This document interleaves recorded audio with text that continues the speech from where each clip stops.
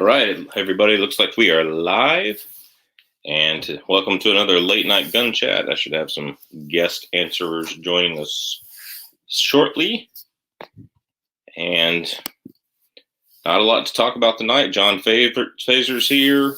Pat Roman Genius is here. So they're talking about moose. OMG, eat a moose. Yeah, I'd love to eat a moose. Moose is delicious. Moose makes the better burger. Caribou makes the better steak. But it really depends. If you get a kind of a fat moose, one that's kind of got some extra muscle, fat on the body, it's actually pretty good. John Fazer and Pat Roman Genius, I just sent you guys the link. So,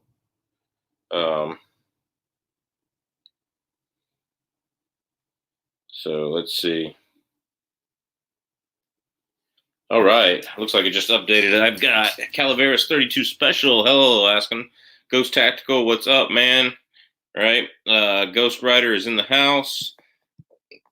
Looks like John Fazer joins in. Fresh Fowler, what's up? The Gun Snob. Man, he's pretty awesome, too. Yeah, we got some good little channels in here. Ghost, Calaveras, me. The Gun Snob's got great. I love his episodes of This Old Gun. Well done. And let's see, John Fazer, of course, joining us here. So, howdy. Well, yeah. So sorry, the chat's about a minute and a half behind. Would love to hunt moose. My grandfather used to use an old Enfield 303. So yeah, there's nothing wrong with the 303. It's how things in up in Toke tonight, John? All right. Cool. Looks like we got. Bad. Yeah. So, is it actually melting snow up there yet? Finally, yeah. It's melting rapidly, so now we're underwater. Oh yeah, yeah. We've got most things melted unless it's on a north-facing slope or covered by trees from the south to the north. Because most of the people that don't know, the sun kind of stays in the southern edge of the sky. For most people don't know. Grizzly Crazy's here. 67 Rebel SST AMC. Calaveras says 32 Specialist Gun Snob has a big enough head, doesn't need any help. Well, so do I. I got a big enough head too. So Pat Real Man Genius says hello, Al. Pat, I just sent you a link, dude. Let's see. Michael Kaler might join us in a minute as well. So these Monday night chats, they are just your questions. What type of questions would you do? And so I'm going to start out with my own question. I want you guys to answer it in the chat. I worked a little baseball camp over spring break and got paid $450 for it for today.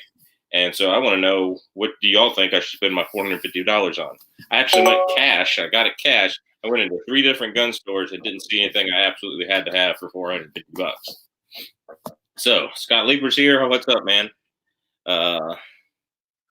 So good to see everybody. What do you think for $450 I should spend my money on? What do you think, John?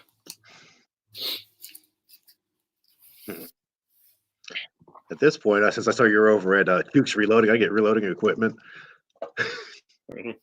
Yeah, that's a good point. I thought about that. About the move, and I don't have the place to store it before we move, and it's just weird. So, let's see, houses and guns. Michael Kaler has joined us. Weird. So, Scottish 785 guns on me. Yeah, I'm sorry, Scottish 85. Unless you're really hot and redheaded and female, of course. But I'm married, so that's not going to work out too well.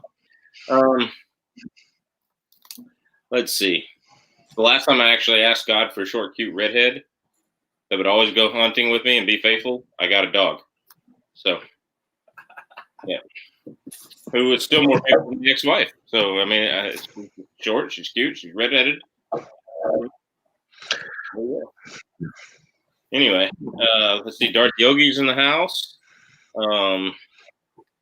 Cool. Darth Yogi, with that type of name, you need to do like a Star Wars channel. You need to make some Star Wars fan film videos and stuff. I'll be your soundtrack guy. So, anyway, Michael Kaler, what's up tonight? Got those 2 930 Watchdogs. Took one of them out to the range. Had the wife pick up her old 590 that's got a recoil reducing stock. It's the 18.5-inch law enforcement cruiser ready version, and had her take identical rounds out of both guns and shoot, so shoot some number, I think it was, 7.5 or 8 out of both of them. And then we shot some number 4 out of both of them. And then we shot some double aught out of both of them, shot slugs out of both of them, just to see, to make sure that she was comfortable with it. She was. And then I got to hit her with the good question of like, oh, well, hun, since you like it so much more, I'm going to need about $700 to get both of them identical and set up so that both home defense shotguns are the same. She kind of went, we'll do that over the next couple of months. Yes, ma'am. Yes, ma'am. You learned the 2 correct answers to the question. Yes and ma'am, and in that order. Oh, yeah. Greatest thing my dad ever taught me. So let's see. Grizzly Crazy is saying, with my money, I should get a high point. I'm never going to touch a high point. That's crazy. But that's why it's called Grizzly Crazy. Yeah, that's good. New York Outcast is here. Using my mom's photo thumbnail isn't cool, man. Whoa, I don't know who he's talking to. But well, now I got to go see the thumbnail. Yeah, what thumbnail is he talking about? All right. It's a state of New York. His thumbnail is, yeah. Hey, looks like you got some business there, buddy. Calaveras 32 Special wants to know, do you create music for channels? Yeah, I do. I just got done with a guy who's starting his gun channel and his astronomy channel. And I did that. Let's see, Figlar United, I did his soundtrack. All the music on my channel is done by me, written by me. I don't pull anybody else's music for copyright issues. So yeah, I do it for a lot of channels, and I do music. If you look at my other channel, Bost Custom Music Writing, BOSB, you can see some of the music I write for fun. Mostly strings. It's more orchestral stuff. I don't do like hip hop. I can put a little beat behind it, but it sounds more like acoustic drums than it does like the electronic beat that's going on these days. So that's that. Oh, he's talking to me. Well, what do I have as the thumbnail? I have the moods. Well, I have a dead bear that I'm holding a 10mm over. That's your mom's picture. That's not cool. That's not good about your mom. All right, am I wrong? Come on. No, it's cool. Let's see, me too, Darth. All right. So, any questions? Okay. So, Calaveras want to know price. If you want an orchestral score for 10 to 20 seconds, it's $50. About what I charge. If you want like a full-on orchestral score for like a 5 to 10 minute video, it really just depends on what you want. If you're doing like a Star Wars theme and you don't want to pay the fines or the fees to use copyrighted Star Wars music, then and you want me to write something that sounds good but it's not actually Star Wars music, that would be $500 or $600 or a horse trade of some kind. Normally a horse trade. So that's that. It looks like Pat, Real Man of Genius, finally got it here. So there he is. Hello, everyone. Pat. What's going on? I think he's a Tennessean that wants to be in Alaska. He's always joining us. Yes, that's it. That's exactly it. Yeah, I had to run upstairs. We've got my niece. She's down in my gun room. So I had to run upstairs with the laptop and set everything up, and it was crazy for a second. So Dan O'Neill says I need to try a 300 hammer. I can't find the ammo here anywhere, and I don't really want to get into a new reloading project for a gun I don't have yet.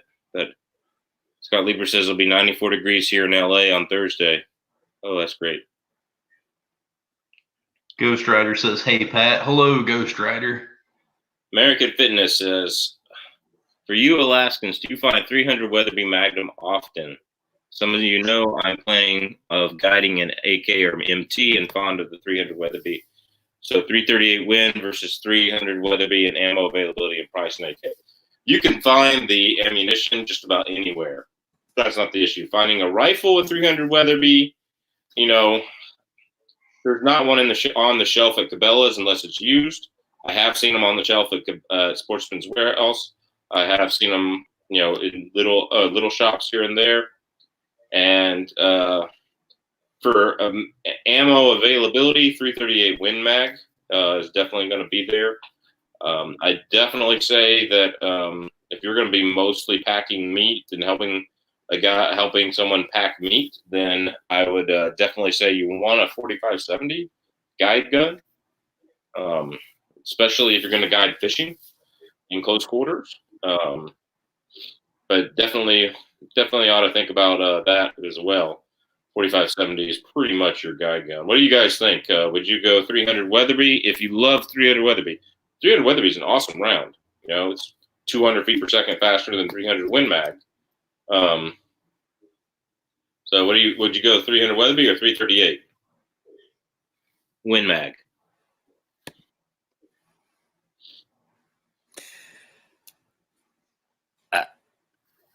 Looking at a lot of those, and you see that there's, I mean, you know, some of those have 100, maybe 200 foot per second difference.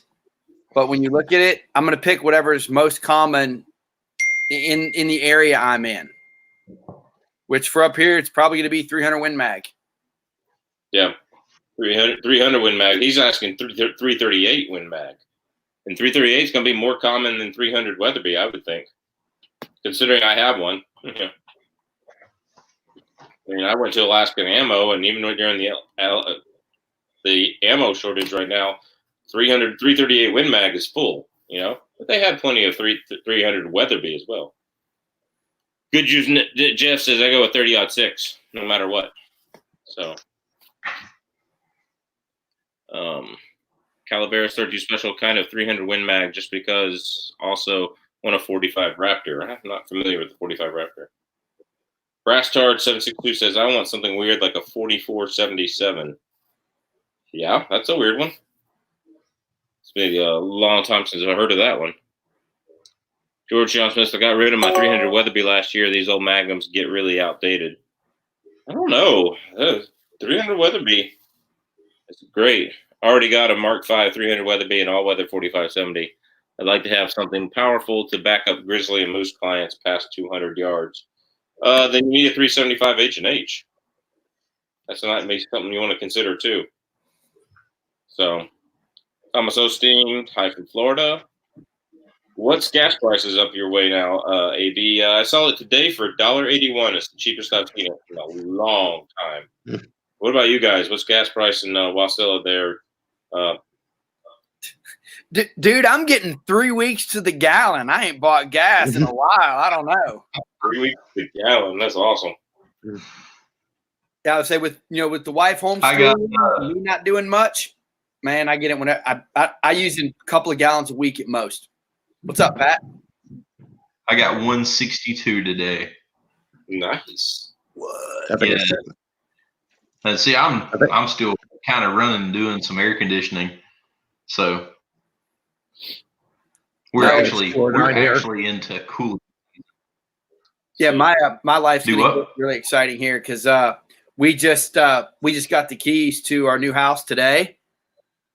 So now I'm going to be making like a 10-minute drive, probably 200 times in the next week trying to get everything moved over there. Yeah, that's going to be fun. What about you, John Fazer? What's gas price in Toke like? I think it's 209.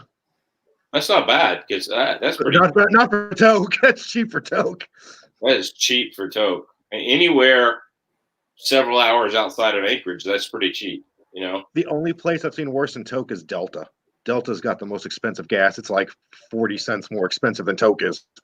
Yeah, Healy is pretty bad too. Cantwell and Healy, they're pretty bad. It was like $2.95 one summer here in Anchorage. I got up there and it was $4.40. Yeah. Hey, look at Calaveras 32 Special there. I'm just gonna start calling him 32 Special. He's in Sacramento and it's 229. We literally have to pull the oil out of the ground, send it down to California to get processed, put it back on a ship, come back up here, and we're still paying less than people in Sacramento. Hey, 32 Special, I feel sorry for you, brother. California. Taxes. Well, you gotta remember things are crazy. When I was living in Texas, I could get Alaska king crab cheaper than I can in Alaska. Yeah. Yeah. Yeah. No, it's a Have any of you been to ADAC for a caribou hunt? No, I have not. No, sorry. I've been thinking about it. I got drawn for Unit 13 this year, but if you want to go next year, anybody wants to go to ADAC, I mean, all it takes is an airplane ticket out there. So that's all it is. Congrats, H&G. So back to my original question. I got $450 cash. What should I spend it on? We got reloading equipment from John Phaser. He says I should spend it on that. But it's like I can go use Chooks anytime, so I don't know. $450. You spend that. You spend 364 of it on a new Mossberg 930 Watchdog, and then spend the rest of it on ammo and have fun. I was Mr. Guns and Gear gave it a pretty bad review. He was having all sorts of problems with his. I'm sure people probably have. I haven't yet. But then again, that's why when I took it out to the range, we brought, we're doing 50 rounds and going back and forth. But I'm going to put a lot through it before I get rid of my old 590 A1s. Yeah. I just love a pump. Every shotgun I've ever owned has been a pump. And I just think I'm going to stay there. If I want a semi-automatic, I want a duck hunting shotgun.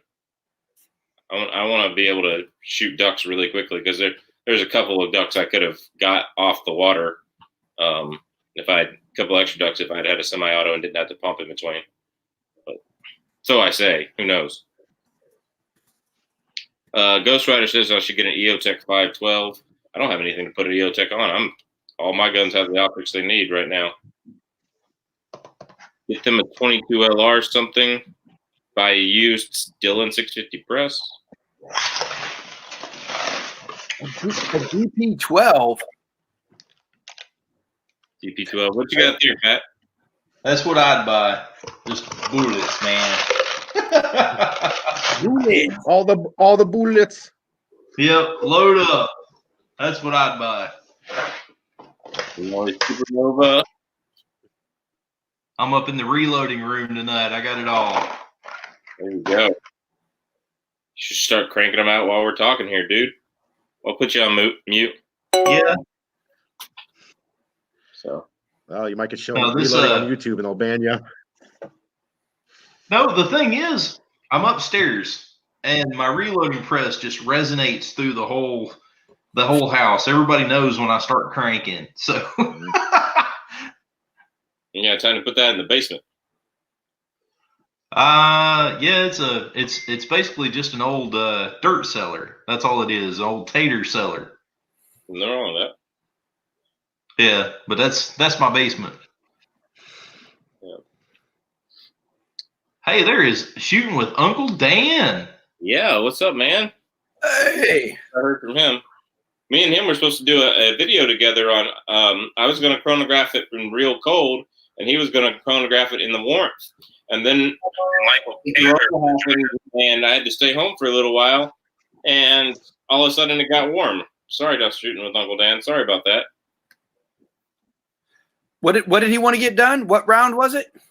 He was going to shoot. We were going to shoot out of the same guns. 124 grain HST plus P, and maybe some other rounds as well. And I was going to shoot in the cold, like in 15, 20 degrees, whatever. And he was going to shoot them at like 50 to 70 degrees down there in Texas and let you see the difference. So. Oh man, yeah. Well, we can do it next year. I mean, it's a year and a half late, but we'll do it next year. Yeah. So. Yeah, I did that this year for 223. Shot one in the last summer and then shot one this winter when it was like negative 50 out. You get the real cold temperatures there. We were negative 10. Yeah, it was pretty miserable out there shooting at negative 50. Hey, gents, finally made it to the live chat. What's up, Old Doc Sin? It's good to see you, man. So, Now, speaking of Alaska, H110. Have you guys loaded with H110 up there? I've been hearing it doesn't work in the snow. Is it ball powder? It's H110. It's just a really fine flake. But I loaded a few rounds with this, and I get some comments, and guys say, "Well, that doesn't work in the cold." And I said, "Well, Tennessee sees your no cold and then raises it by 3 days of winter, so it didn't bother. It didn't bother this year because we had 3 literal days of winter." see, Yeah, I missed it. I locked up. Was it a ball? Huh? it's flake. Was it a ball powder? I locked up. Sorry. No, that's just somebody's comment. I've caught a few comments, I guess, from Northerners about H110 on those 44 mag loads that I've loaded up. John, he said it was a flake powder, like a real fine flake. Flakes usually aren't affected that much. Like I know flake Yeah, extruded isn't very temperature sensitive. Ball powder is. Let me see if I can show you this without turning it over. I mean, it is literally just a fine flake. Yeah. Oh, poured it out. Don't worry, Matt will take care of that.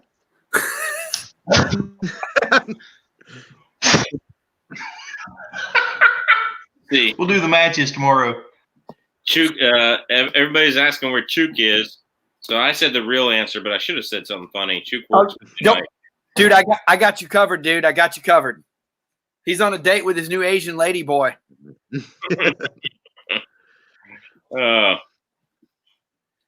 George John Smith says H110 is flattened ball powder, not flake. So there you go, flattened ball powder. That kind of looked like that to me. So I guess that's why 110 gets slow in the cold. Maybe that's why Hornady's ammo always is slow in the cold. So. Oh, I just hadn't seen it not go off because we don't get the cold. Well, it'll still go off. It's just you lose a lot of feet per second. The problem is you do your load developments in the winter, and then you fire it in the summer. You're usually over pressure. Yeah. God. But yeah, so don't do your load development when it's negative 50 out. Tennessee. Dude, we haven't seen 32 in 13 years or 13 months. Oh wow. American Fitness says here in Ohio it was colder than Juneau most of the winter. Check the weather app every day. Yeah, Juneau actually doesn't get quite as cold. It gets just rainy. Juneau's a banana belt. Yeah, the one time I went to Juneau so far, that is the worst rain I've ever been in my life. It was like an Indian monsoon. It soaked through 2 rainproof layers and some water-resistant layers underneath. And it was 37 degrees, and raining as cats and dogs. And even the Juneau football coaches had said, this was the worst they'd ever seen. So, all right, Shooting with Uncle Dan says, "Girls, hey, don't call us girls. That's insulting to you misogynist."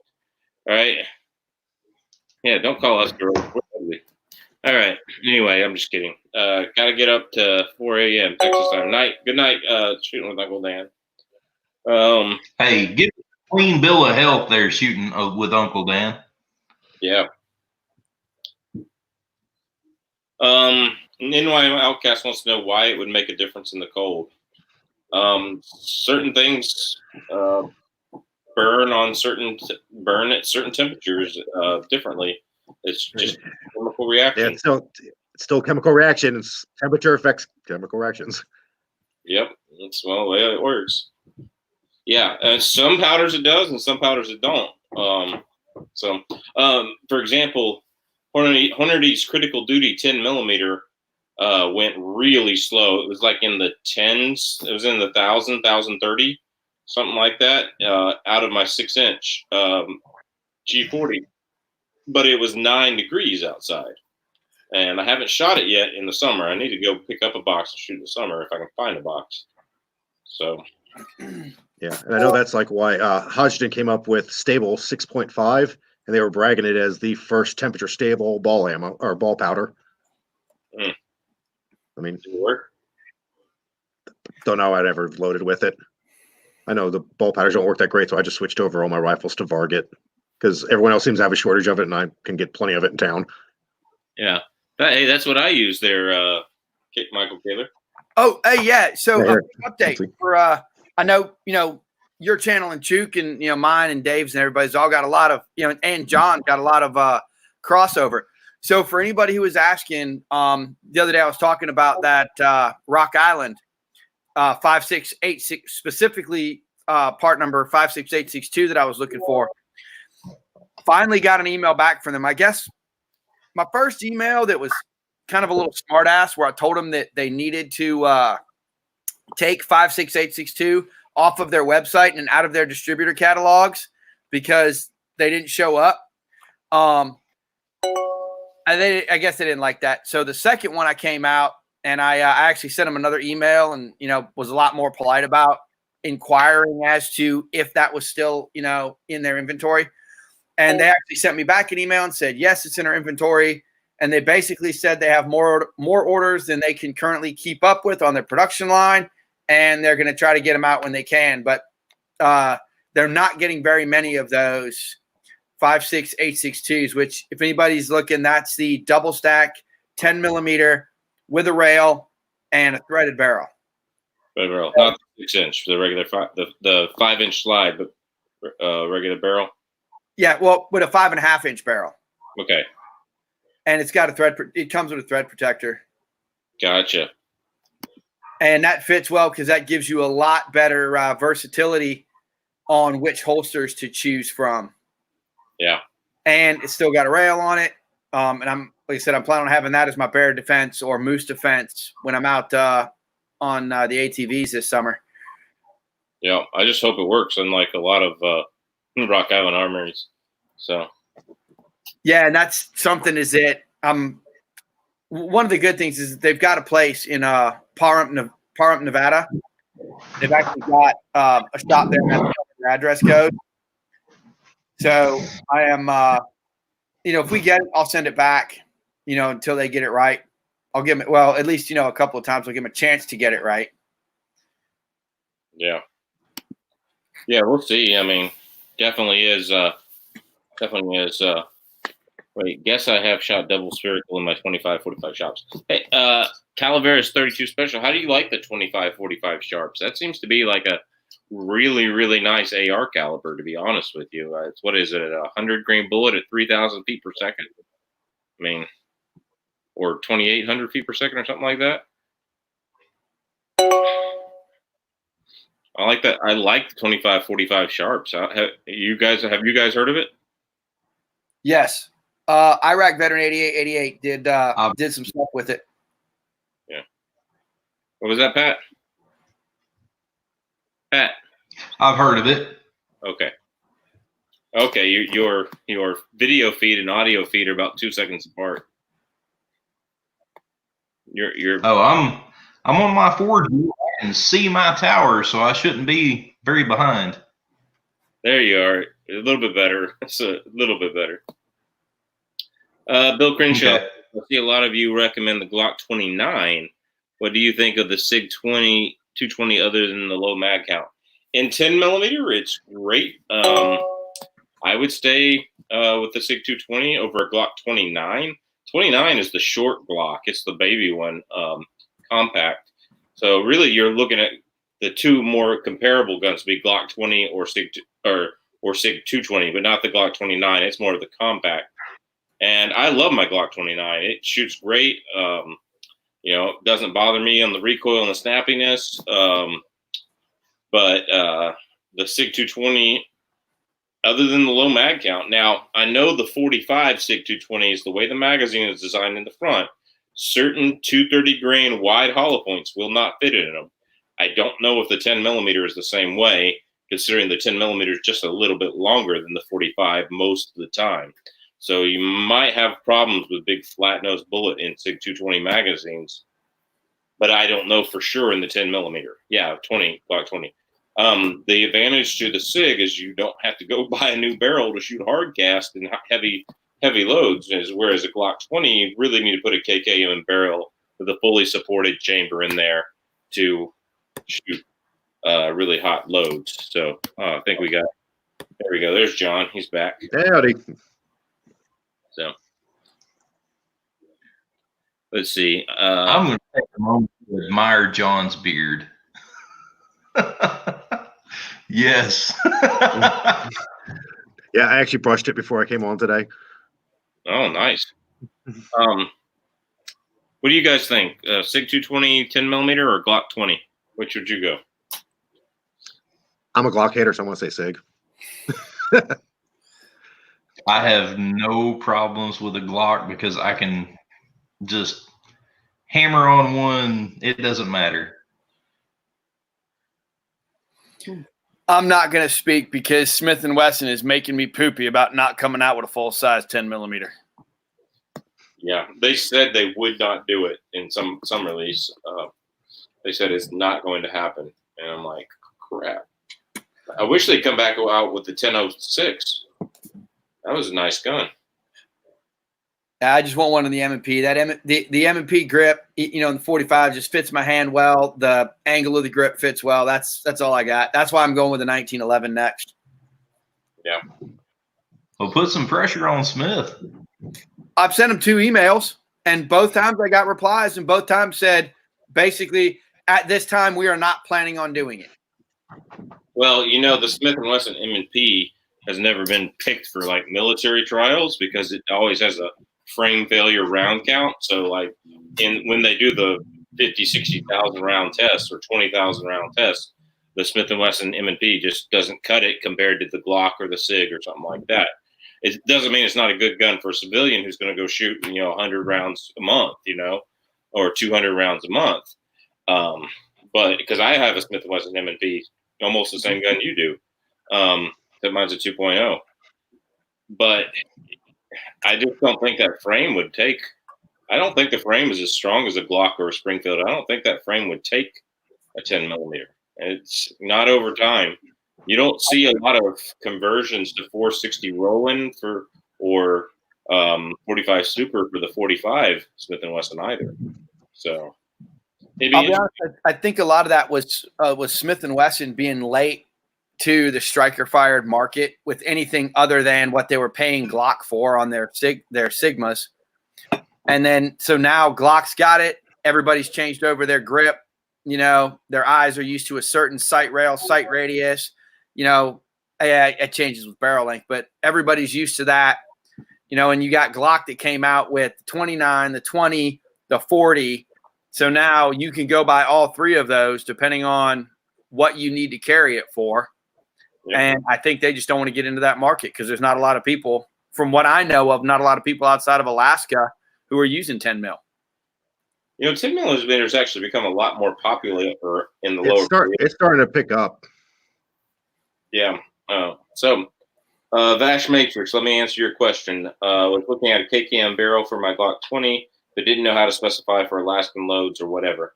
You just need to put in the comments when you order it, need a feed ramp modification. Okay. That's all you need to do is say, I want to use, or just put in the comments, please polish where you can use heavy Alaskan loads. So when you have the order and there's a little comment by your order, make sure you put that in there.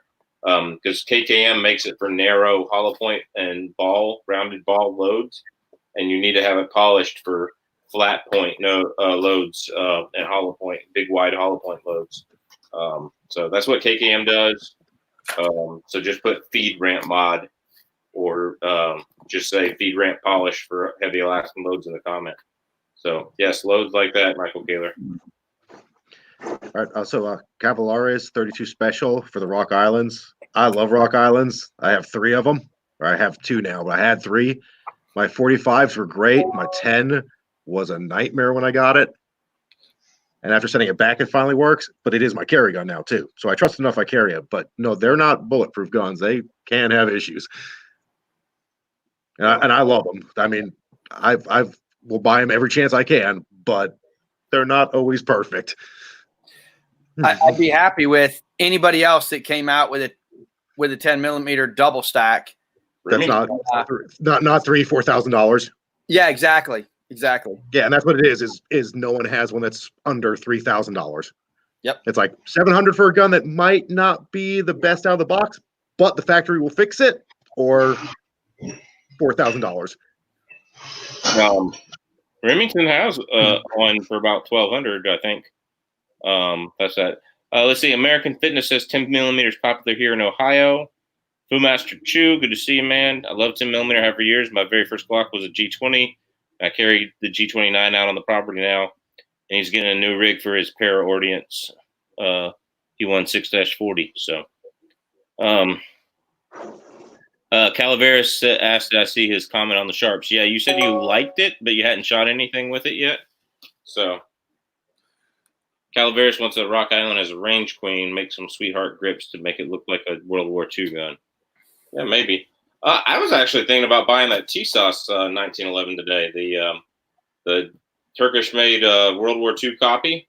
I mean, Military Arms Channel, he ran it ragged, and it worked really well, and they're only like $400.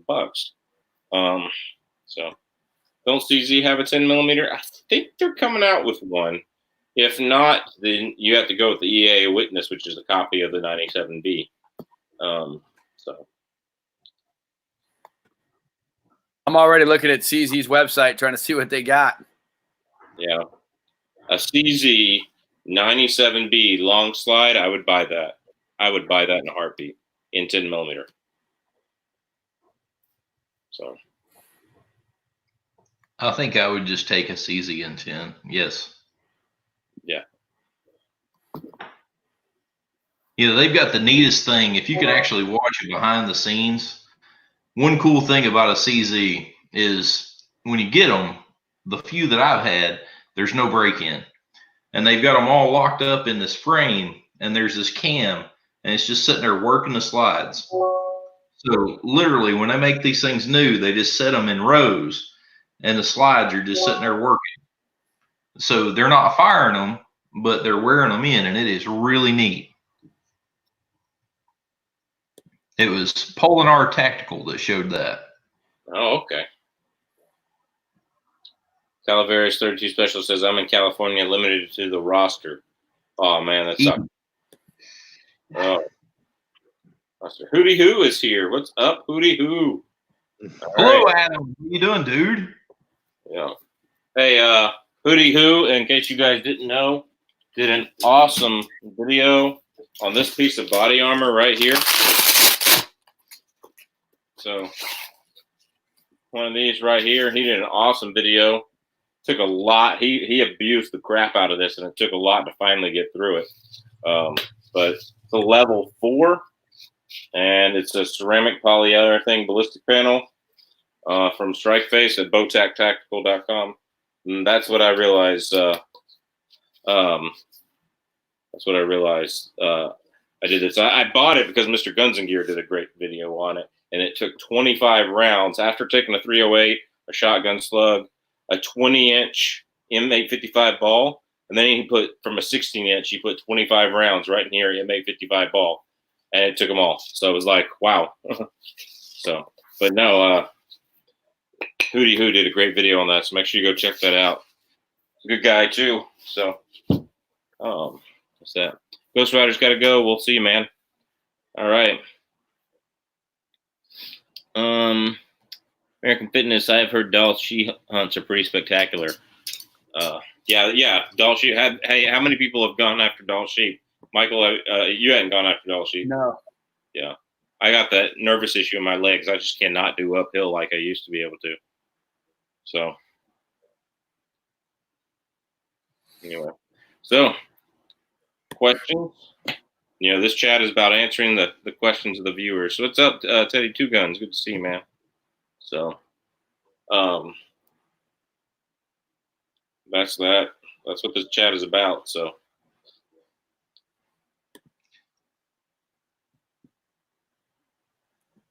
Hootie Hoo says, I'm going to go on a sheep hunt hopefully here soon. Where are you going to go, Hootie Hoo? Are you going west, or are you coming up here to Alaska where the sheep hunting is really, really good?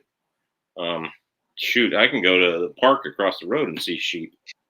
I mean, it's pretty awesome. You got a lot of sheep up there by Toke, don't you, John? Yeah, this is where all the main sheep hunts go out of. Yeah. And we're the 40-mile country. Yep. Yeah, I heard they're delicious. Yeah, one of the people I work with, they got the tag last year. I think they got some, but that's one of the harder tags to get here, I think, too. Yep. Here we go. We got a good group question up in the chat from Gene Strong. How about the best concealed carry holster for an old lady under 5 feet tall? Well, What firearm? what firearm, Gene? Let us know what firearm, and let us know are you like wearing jeans? Or are you wearing what do you wear most of the time too? That you can conceal any gun in just about any holster with the right clothing, or you can conceal the perfect gun with the perfect holster and the perfect clothing set. That's the way I see it. So okay, looks like 38 Bodyguard. 38 Bodyguard. I would say I'd like the smart carry option, because you can wear anything from gym shorts and yoga pants to a fancy dress, and smart carry is there. And it's basically looks like a little piece of underwear for appendix carry, but I always put it on the side. I always turned it along the side, and it has its own strap Velcro around. And I used to run with that in my SIG 239 9mm I had in Georgia. Used to run 4 to 7 miles like that on the concrete in the city, and never had any issues, except for old ladies trying to hit on me and pick me up. But yeah. Cargo pants, yeah, you'll be fine if you're wearing cargo pants, especially if you wear a belt. Wear a good belt if you wear cargo pants. Any inside the weight holster would be good. I like Harry's holsters. I actually prefer the Kydex inside the waist holsters, simply because they don't bend and form to the gun like a leather one does, and then the gun starts riding into you 2 months later, like a soft leather suede one does. So I would say, look at Harry's holsters. He's a friend of the channel and everything, but I would do that. Easy to holster and unholster. So the smart carry is not as easy to holster, but it's easy to unholster. So you just got to practice with it like anything else. But to unholster or to reholster your gun after shooting it, in the inside the waistband Kydex type holsters are the best for that, or outside the waistband. But for concealment inside the waistband, depends. Are you in a warm climate, or are you like here always wearing a sweatshirt and a jacket even in the summer and here in Alaska? So Bill Crawshaw, good to see you, man. Have a good night.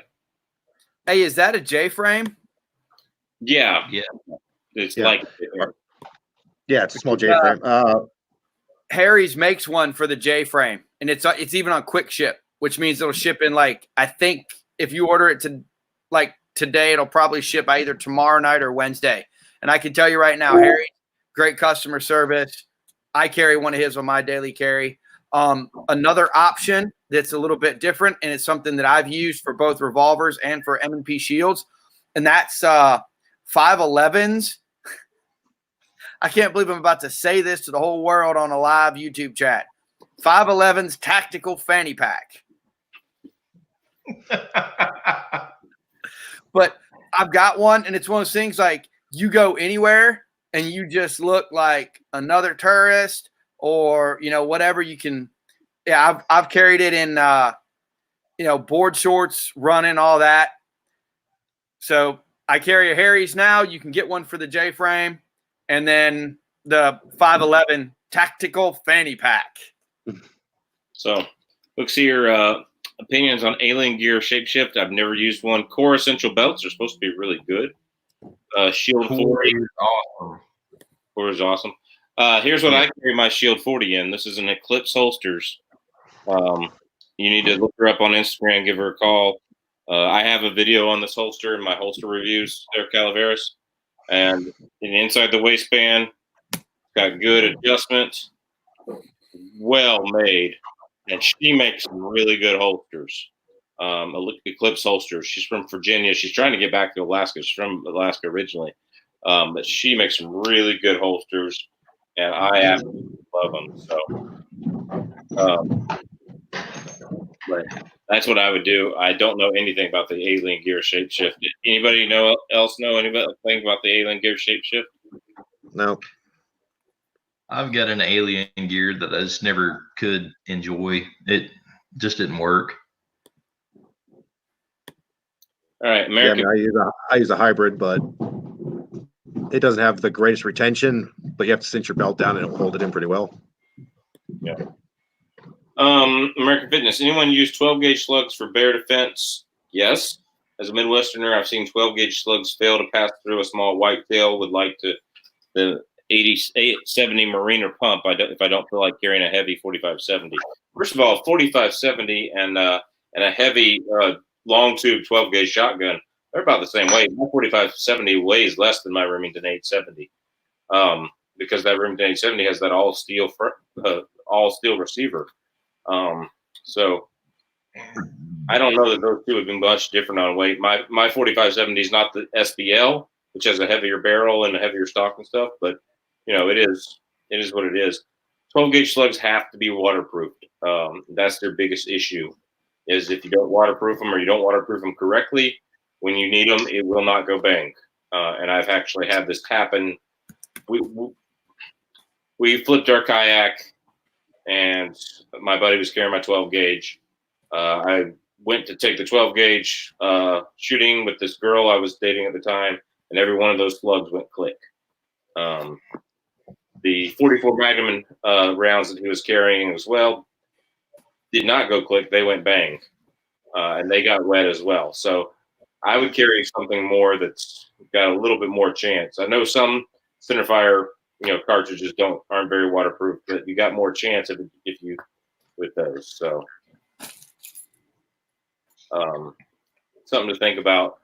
I have a 12 gauge and I have the short barrel for bear protection, but you also want to make sure you're using a deep penetrating slug. A rifle barrel with a Sabot slug would be much better. Because Nosler Petition makes a Sabot slug that's a Nosler Petition. A hard cast slug like the Black Magic Magnums, and Federal makes a deep true ball penetrator slug that are awesome. So something to think about. Hootie Who says, I have a fanny pack to match my dad bod. Man, you look like you're in shape in your videos, dude. Yeah. I wouldn't even say that. What's going on? The words he failed to use are father figure.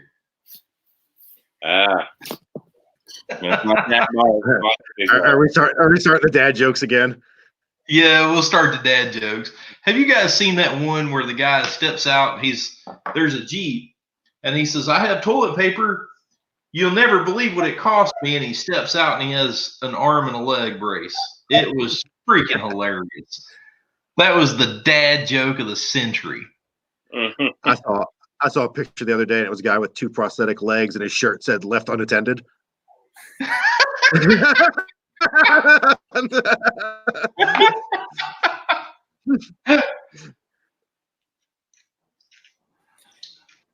My boys all the time, they accuse me of dad jokes. They'll just take and they'll go, psh. Yeah, they're gonna love it. They're gonna do it someday themselves. Yes, that'll definitely be part of their influence. I can't wait to have a kid so I can board or make it roll tide with dad jokes.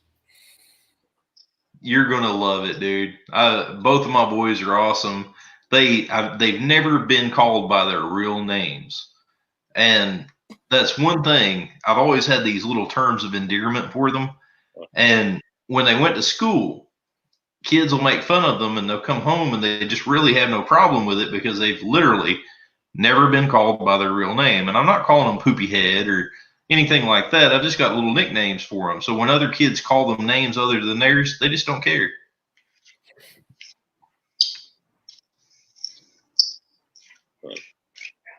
Yeah, dude, I can't wait for your little one to come out, man. That's going to be a whole nother world for you, man. So there's so much there. Yeah. I've already got all the guns for it. Yeah, I was well prepared for that. Yeah. Calaveras, Congratulations. I'm looking forward to being a dad. I'm getting married in August. Congratulations, man. Hey, I write wedding music too. You were asking. So I'm just letting you know. So that's on my YouTube channel for the music, Calaveras. Yeah. I've actually written 5 wedding pieces, and 4 of them are still together. That's pretty good odds right there.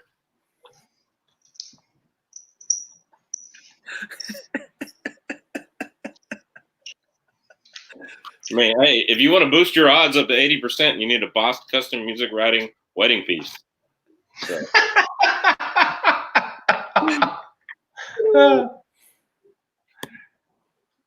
So, just saying. Well, I'm reaming brass, so y'all told me to start cranking. I figured I'd ream. The 49th state ask is if any of us are vets. That would be you, Michael Kaler, for sure. Yep. Tell us about your service. Okay. So I pretty much only ever wanted to be a Marine. You know, like I wanted to be a fireman, and then my brother crushed my dreams because he told me they put out fires instead of starting them. Oh. And then you know, and then I went through it, and I had a couple of really good influences early on. My dad was Coast Guard, and so, you know, I didn't know this, but there is a percentage, and I don't know what it is, of guys who join another service that are aviators, and then they switch services for various reasons. And one of those groups is guys who join the Marine Corps that, you know, they become a Marine Corps pilot, and they're out doing that. They're doing the deployments and the workups and all that, you know. And this guy was a frog pilot, a 46 pilot back in the day. And then he decided that those deployments weren't quite right. So he, you know, switched over, did a lat move, went over to the Coast Guard. And then I had a couple others. So I joined about 5 days after graduating high school, and then spent most of my time in the infantry. I did a little stint for about 2 years with the military police. That was a great learning experience. And then all my B billets were on instructor duty. I was an MCT instructor, and then did a couple of deployments in Afghanistan and Iraq. Came back, was a CQB instructor in Virginia for a while, and then went over to 29 Palms. Did a year in the UAE, which was very interesting. Just it changes the way you think when you go over to someplace like that. And then did my last tour at TTECG, which, if anybody's ever been to, you know, ITX, or back in the day when we had CACs and RCACs and all that, that's what I did. Captain Beatty. I'm going to go have to look that one up. That's a very interesting story, man, that going overseas, and especially to the UAE. I see some interesting pictures from there. It's very unique because while they are definitely a Muslim country for sure, but they are very westernized, and there are still some things over there that are kind of make you, you know, raise your eyebrows a little bit, but they've made it work pretty well. And how should we say, so many countries in that region of the world have not been able to make the two of those go together well. They were part of the United Kingdom, or they were a protectorate of England, or however it would be phrased, for quite a while. They're up to, I want to say, about 47 years of independent rule now, and they've been doing pretty good. But a lot of times you'll see, you know, somebody who's living in America, just doing normal, everyday America stuff, especially with, people who got a job like, people who are doing HVAC, school teachers, stuff like that. And then something will happen in their life, some big cataclysmic event, whether it be, like the loss of a spouse or, the company folds and they, and none of the employees knew it was happening. And then all of a sudden one day they just show up to work and the gates are locked. And a lot of those people will take jobs over in the UAE. And the UAE, a lot of those companies will buy you a plane ticket back once a year. They will give you a place to live. They'll basically pay for your apartment. So there's a lot of good stuff going on over there. And part of it was the UAE realized, basically when they struck oil, they realized that if they wanted to do it, they were going to need to do it right. And they don't mind paying professionals to come over and do it. And they pay those professionals good money to take care of it. Yeah. Somebody said I had a shameless promotion. So that's that. John, were you in the service? No. Okay, yeah, No. Pat, you? No, I was not. It's just something that never befell me. So, yeah.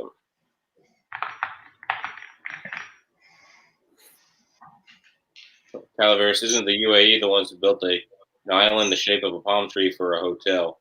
Yes. Probably, yes, yeah. Darth Yoki wants to know, Michael, if you're on drugs. No. Yeah. But yes, I did sell my soul for actually I sold it for free ammo for 20 years, but not for me.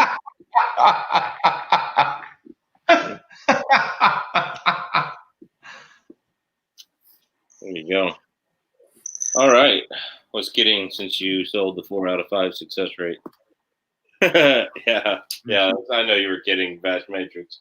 Yeah. That's pretty good. That's pretty good, Bash. Yeah.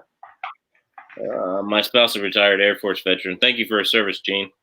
Thank you. UAE's been failing out with Saudi over Yemen and Syria. Yeah. So negative $37 a barrel for oil. That's bad. Come on, you got kids? Yeah, oil. They're paying people to take oil right now. It's like negative from what I'm seeing. Negative $37 a barrel. Wow. Yeah. How come they aren't paying to put the gas in my car yet? No, dude.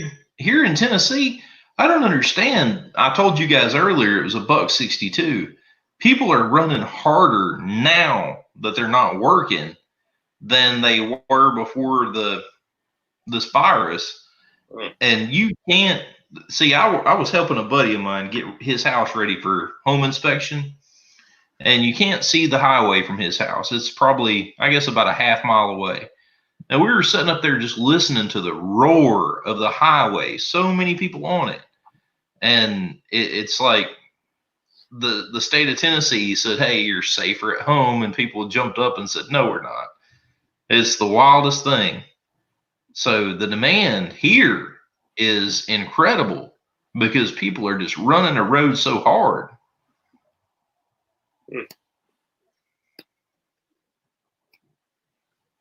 Sucks can't go out to an oil rig and get an easy 6-figure job. Nope, not right now. 49 State, I was in the 82nd Airborne Infantry.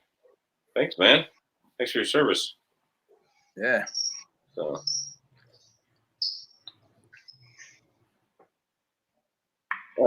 Luke T wants to know how all of us ended up in Alaska as a place to live. John, why don't you start? Well, I've been living in Texas and I got bored and I just wasn't real happy. And it was the opportunity to come up to Alaska, came up and it was just like, sure, let's go. That was about it. Yeah, like I said, Go ahead, John.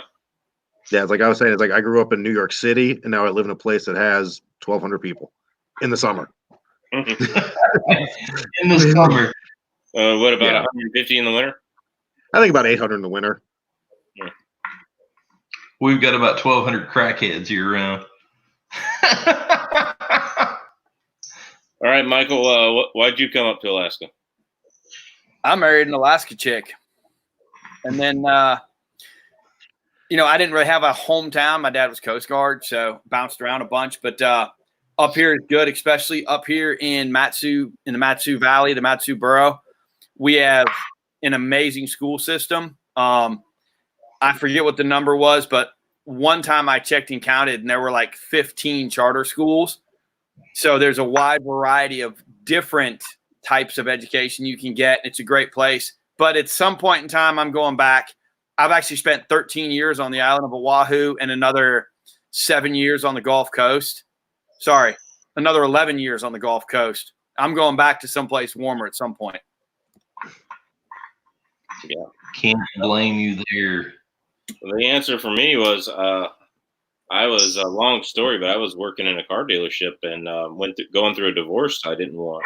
And one of the customers said, "I'm going to Alaska." So, all right, or just came back from Alaska and we needed a car. And I'm like, "Ooh, what's Alaska like?"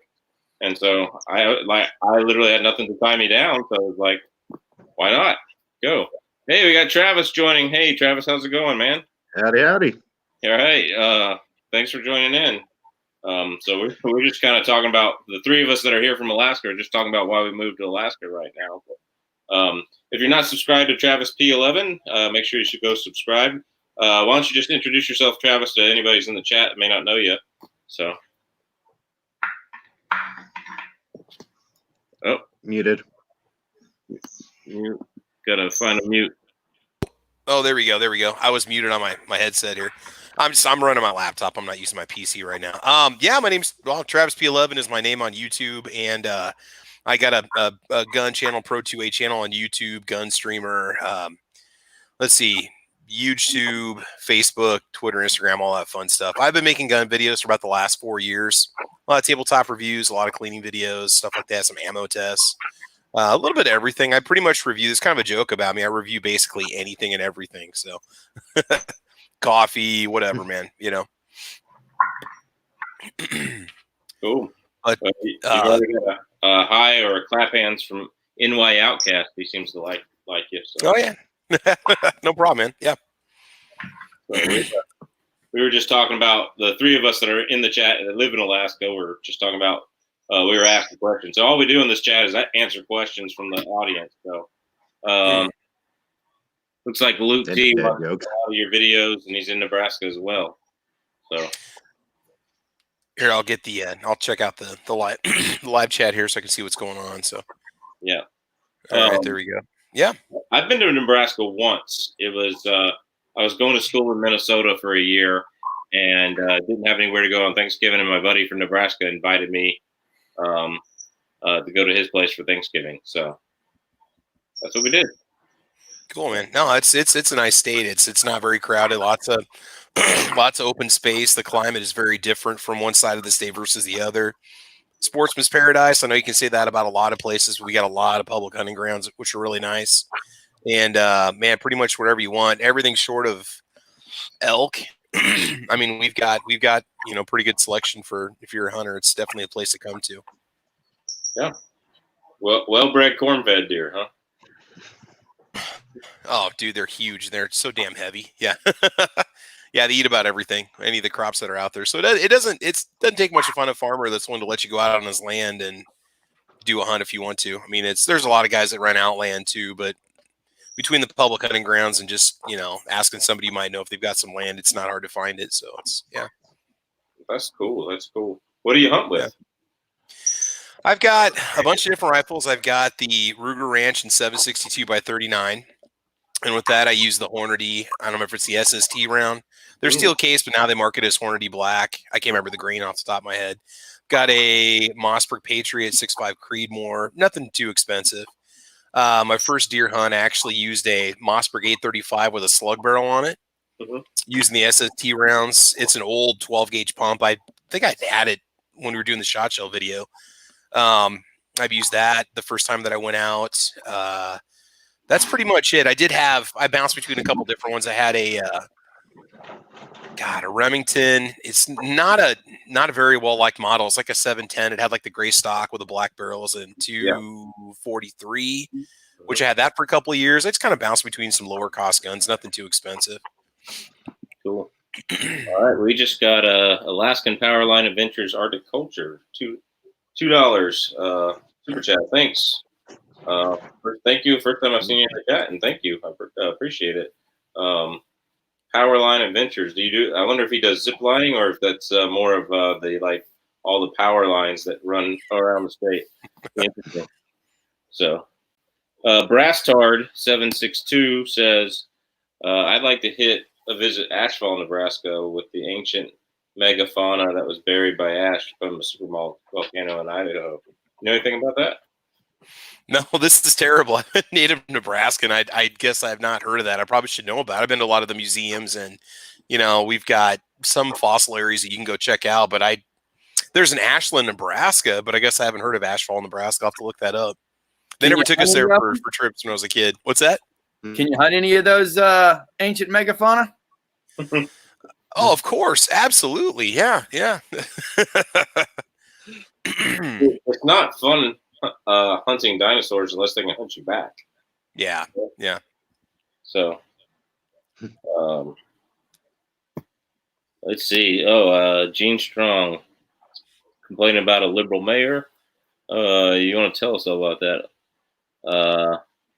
Alaska, Gene Strong. They're talking about yours. All that back. Oh, they're talking about my mayor. Yeah. Your mayor. Yeah, the Anchorage mayor. He's pretty bad right now. They both ran as Republicans, and so the guy who was a more moderate Republican guy. We got a lot of Democrats in Anchorage, a lot. And I mean, we're like any other. Anchorage is like any other big city politically, making Alaska a purple state. And people go, Alaska, that's a gun-owning hunting state if I ever saw one. Yeah, 60%, 68 or 69% of our population owns guns. But that's that. Michael Kaler says, hashtag not my mayor. That might be on my sign when we go to the protest rally. I'll let y'all know when the protest rally is. There was one a few weeks ago at the Lusac Library, but I wasn't able to go last week. But that's Yeah, Alaska, one of the fun states where you. Sorry. Yeah, it's one of the fun states where no one protests at the Capitol because no one can get there. Yeah. So they protest in all the other cities because you can't get to the Capitol. Yeah. Hey, real quick, just to answer Brass Tard's thing there about Ashfall. My wife just informed me it's actually on the other side of the state, out by Colorado. So it'd be like 5 hours away from where I'm at right now. Oh yeah. Nebraska's not a small state to drive across, that's for sure. No, it takes a while. You'd be surprised. I mean, north and south is not a big deal. It's just about the same height as Kansas, but yeah. Yeah. 5 hours. I got to drive farther than that to go grocery shopping. Oh yeah. I know where I lived in a small town in central Nebraska. It's not uncommon. It's not the same as you, but it's not uncommon to go, 80-minute round trip just to go get anywhere. I mean, a couple hours if you want to. Me, it was 3 hours to get back home. So yeah. Yeah. So John lives in Tok, Alaska, and all of 800 people. It's on the road system, kind of where two highways meet, right, John? Yeah, pretty much. If you're driving in from Canada, you drive through my town. Yeah. You got to turn in your town to come down to Anchorage, or stay right to go to Fairbanks, right? Yeah. So you come into Canada through my town, and then my town it splits to Anchorage and to Fairbanks. Yeah, that's what I thought. It's a point on the triangle. And the The road, only reason the town exists. the road is not something you want to do after September or before May. Yeah, that's fine. I'm the guy who drove it in late November when I came up on terminal leave. Drove through Tok, and I remember talking to the Border Patrol guy at the checkpoint, or actually I think he was Customs, but I talked with him, and they literally get together their orders because they all live there in the housing at the checkpoint, and they drive out there every day. Yeah. They go out. That's where I worked. Yeah. They get their big list together from all the families, and one family will drive in to Fairbanks or Delta Junction just to get everybody's groceries for the week. There you go. So looks Oh, like looks like the 49th state has had a little event in Toke. rolled my Jeep in Toke after coming in from Canada. Yeah. It's probably still sitting here at the shop in town. I think every vehicle that's ever rolled has gotten towed into the guy's lot and just sits there forever. There's like semis from like the 50s in there that are just destroyed. What is it with the geography that makes you roll over? Is there some steep cliffs or something, or is it just the ice and the snow or the mud or what? Yes.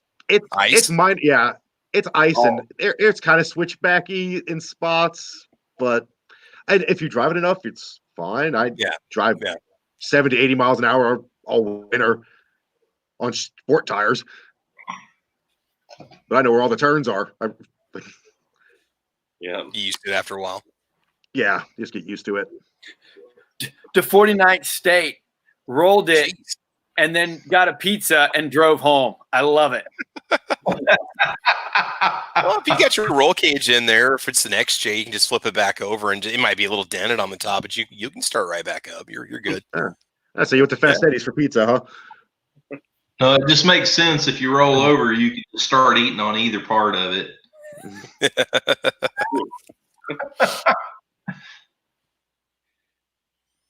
Oncoming logging trucks. Yeah, there you go. Oh yeah, gosh. Oncoming. Very, very true. Yeah, you do not want to see those in the winter on a highway that does this around, up and down a mountain. Oh. It's a high. Well, Yeah. We call it a highway. You would call it a 2-lane country road in Nebraska. Oh yeah. Oh God. Oh, I've had my share of those. And No, again, like I said, the Denali Highway and the Dalton Highway and a few others, they're actually just big gravel roads. Oh man. Yeah. They Like get I said- all rutted and stuff, or they pack down pretty good or not. I mean, They're pretty good on being packed down, but they're better in the winter. yeah, they're better. yeah, when you get an ice pack The on snow them. with the snow with the ice fills the potholes, Yeah. so they're actually smoother in the winter. Yeah, although the Denali is not maintained in the winter, so the Dalton is. That's where you see the ice road truckers going all the way up to Yeah, yeah.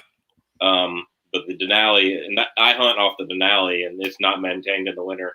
You got to basically take snow machine if you want to hunt it in the winter, and that's a lot of fun. That is a lot of fun. Cold, but fun.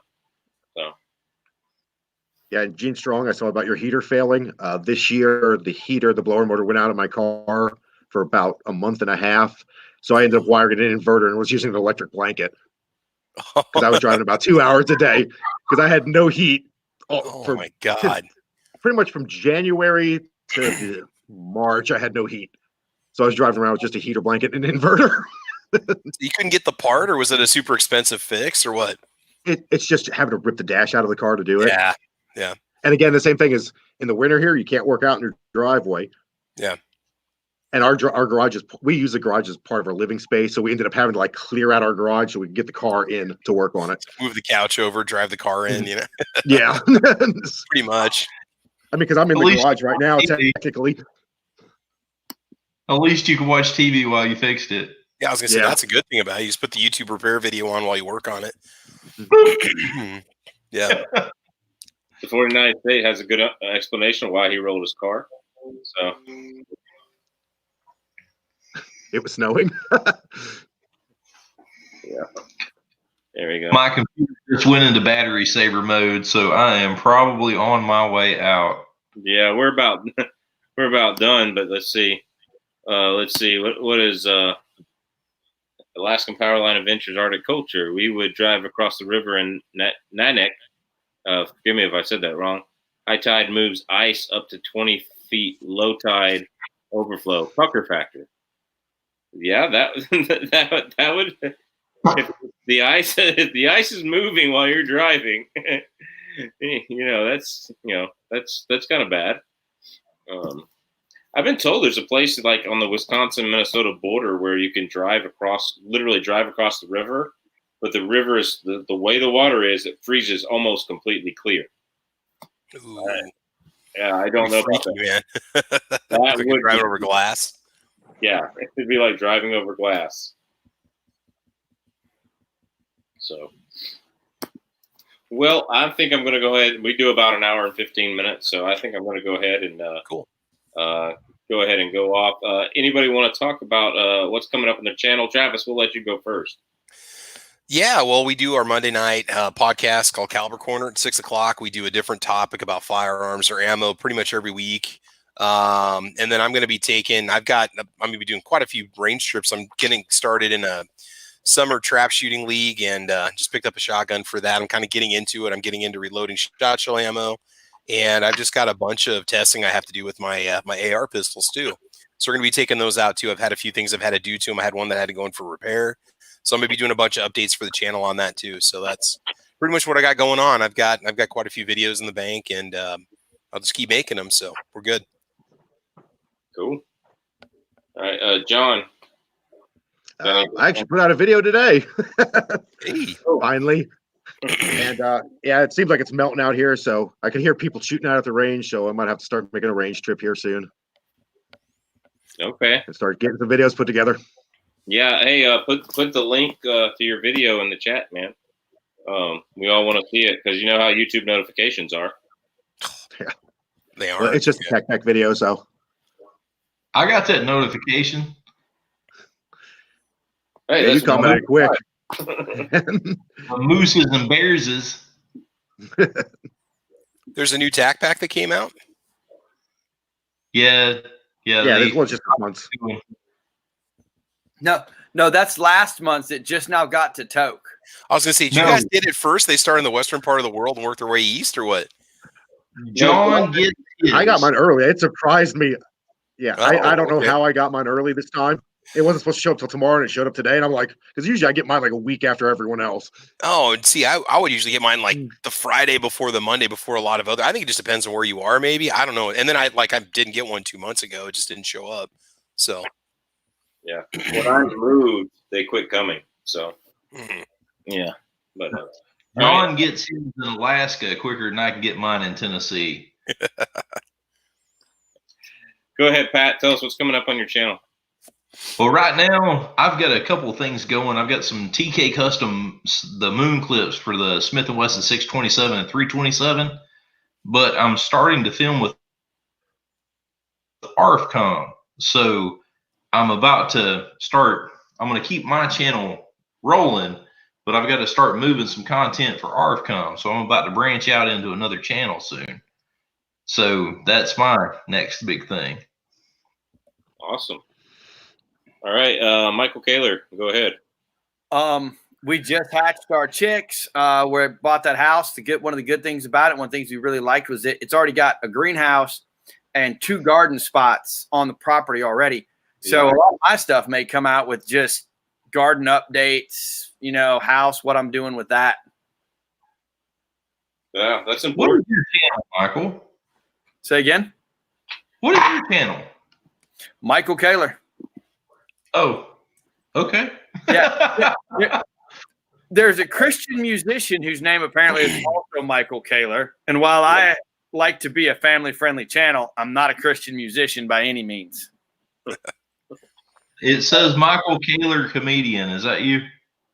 No, Yeah, I might have made it as a comedian in England, but former life. Michael, put a link to your channel in the chat. Thank you again, Alaskan Powerline Adventures Arctic Culture. I appreciate it, man. That's awesome. So let's see. Yeah, let's see. Actually, Alaskan, do y'all have a channel? That'd be pretty awesome.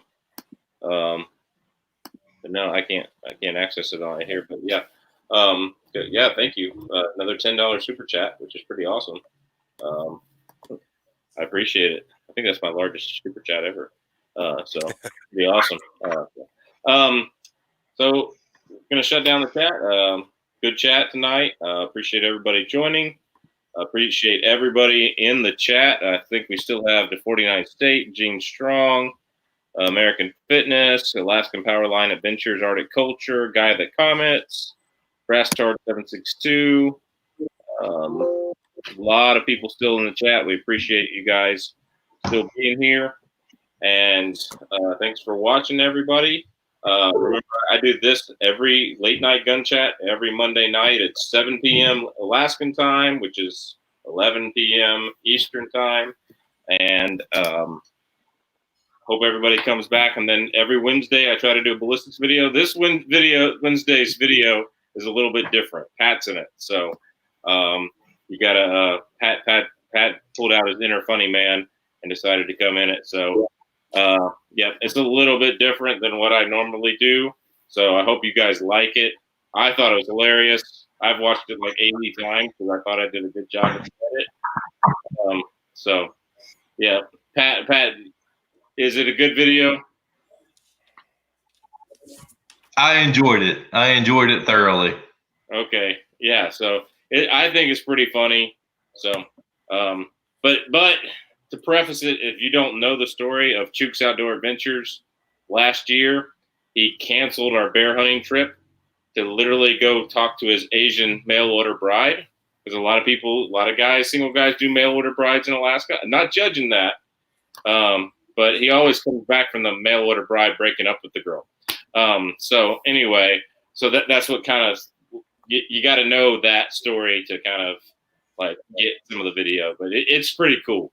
All right, so that's that, and I'll try to do like a ballistics testing video next week. I haven't got out and shot any ballistics videos in quite a while. It was six weeks ahead, and then we were on quarantine, so I was like, darn it, I can't get way ahead, you know.